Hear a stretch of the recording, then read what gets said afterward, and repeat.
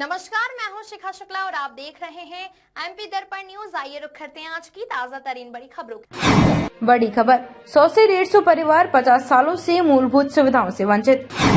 फालिया में सड़क नहीं, नालियां नहीं, आवास योजना का लाभ नहीं, पट्टे नहीं। अब चुनाव में वोट नहीं। ग्रामीण बुरहानपुर जिले के ग्राम पंचायत फोपनार में आने वाले आदिवासी कोतवाल फलिया के करीब 100 से 150 परिवार मूलभूत सुविधाओं के लिए दर दर के ठोकरें खाने को मजबूर हैं। इस फालिया में न सड़कें बनी हैं, न नालियां बनी हैं, न ही पानी की निकासी के लिए जगह है। यह आदिवासी क्षेत्र है। कोतवाल फालिया 40 से 50 वर्षों से बसा है। इतने वर्षों में सिर्फ 5 आवासीय मकान बने हैं। बाकी परिवार में आवास योजना का भी लाभ नहीं। यह आदिवासी कोतवाल फलिया ग्राम पंचायत फोपनार में मोहन नदी के तट पर बसा है। ग्रामीणों का आरोप है, राजनेता चुनाव के समय वोट लेने आते हैं।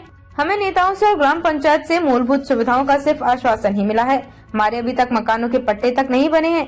ग्रामीणों ने कहा, हम ग्राम पंचायत सरपंच, सचिव और प्रशासन के पास पहुंचे तो उन्होंने कहा आप आबादी में नहीं आते हैं। ग्रामीणों ने कहा, हम आबादी में नहीं आते तो अब हम चुनाव में वोट नहीं करेंगे, चुनाव का बहिष्कार करेंगे। जब इस संबंध में जनपद पंचायत सीओ दुर्गेश कुमार भूमरकर से बात की तो उन्होंने बताया कि आबादी में लाने की तैयारी कर रहे हैं, जिसको लेकर उच्च अधिकारियों से बात की जाएगी। अब देखना है शासन प्रशासन इन परिवारों की समस्या का निराकरण कब कर पाता है और इस फलिया को मूलभूत सुविधाओं का लाभ दे पाता है।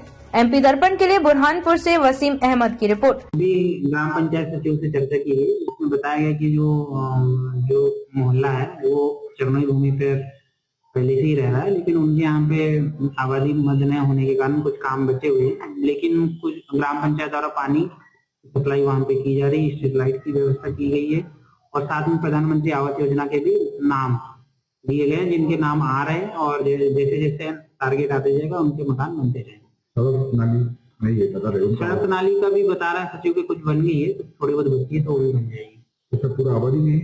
नहीं, आबादी में नहीं है, वो अभी चरमई में है, लेकिन उसकी प्रस्ताव पास हो गया है आबादी का। हमारी समस्या यही है कि हमारी रोड नहीं है, मकाना नहीं है रहने के लिए, घर का छत का पानी टपकता है, हर बरसात में हमें दिक्कत होती है रहने में। अभी पानी भी नल आती है तो पानी दूसरे को घरों में जाता है, उसका ना हमारा झगड़ा फिर होता है, तेरा पानी मेरे घर में आ रहा है। इस पानी के लिए हमारे को रोड होना, नाली होना, मकान होना। रोड का तो टैक्स तो हमारे को नल का टैक्स ले रहे हैं, मकान का टैक्स भी लग जाए तो हमारा कुछ सुविधा हो सके, वही चाहते हैं हम। कितनी बार गए सरपंच के पास? सरपंच के पास तो हम तो बहुत बार गए। मेमर को जाके बोले, मेमर भी यहाँ का हमारा वार्ड का है, उससे वो भी जाके बहुत बार बोल चुका है, लेकिन कुछ सुविधा नहीं हो रही है हमारे यहाँ पे। समस्या ये है जो कि हमारे मकान है और घर नाम पे कुछ नहीं है, पट्टे कुछ मिले नहीं है, नाली भी नहीं है और ग्राम पंचायत में बोलने के लिए जाते हैं तो वो लोग बोलते हैं कि तुम्हारे आबादी में तुम नहीं है, तुम्हारे मकान। ग्राम पंचायत में सरपंच साहब और ये लोग बोलते, सब मेंबर लोग भी है तो वो बोलते कि अब करने वाले ये सब होगा, आपका काम होगा। तो मैं ये बोल रही, मेरी शादी करके मैं 17 साल हो गई, यहाँ पे आ गई, तो ये लोग बोले कि अभी होगा। चुनाव के टाइम पे आती है तो बोलते तुम्हारा काम अभी हो जाएगा, बोले तुम टेंशन मत लो। अभी मैं ये बोलती हूँ, हमारे वार्ड क्रमांक ये वाले कि मतदान के टाइम पे बोलते कि होगा, तो अभी सब जितने भी लोग हैं वो बोल रहे हैं कि अपन वोट नहीं देंगे। बोले जब तक अपना काम नहीं होगा, घर पट्टे नहीं बन रहे, फिर क्या करें हम, हमको घर पट्टे चाहिए। वार्ड क्रमांक ये फोपना, शुभांगी सोपन चौहान। समस्या तो ढेर सारी है सर। पिछले 40 से 50 वर्षों से हम लोग यहाँ पे निवास कर रहे हैं। ना ही गलियों में कोई सड़क है दिखेगी आपको, ना ही मकान के अंदर कोई दरवाजा। ये जब भी बारिश का पानी आता है सब मकानों के अंदर चला जाता है। ना ही कोई सरकार की तरफ से कोई रोजगार दिया जाता है, ना ही कोई सरकार की कोई योजनाएं दी जाती है। जब भी योजनाएं मांगने के लिए जब भी पंचायत में जाते हैं तो सरपंच और सचिव एक ही बात बोलते हैं कि आप आबादी में नहीं हो।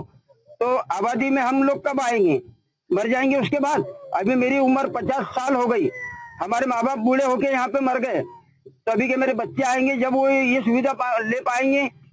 सरकार अकेला क्या की बैठी है। यहाँ से ये रोड देख लो सर, यहाँ से वहां तक पूरा रोड देख लो। जब भी हमारे बच्चे कहीं चलते हैं ठोकर लग के गिर जाते हैं, बार बार अस्पतालों में जाना पड़ता है। तो मेरी यही गुजारिश है कि ग्राम पंचायत ने लेकर के ये बात को आगे कलेक्टर ऑफिस, प्रधानमंत्री योजनाएं तक के हमारी बात पहुंचाना चाहिए। तो ऐसा कोई भी वो काम हमारे लिए नहीं करते।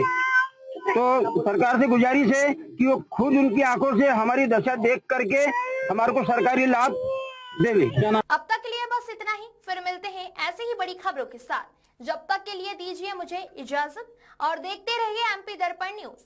अधिक खबरों के लिए चैनल को सब्सक्राइब करिए। धन्यवाद।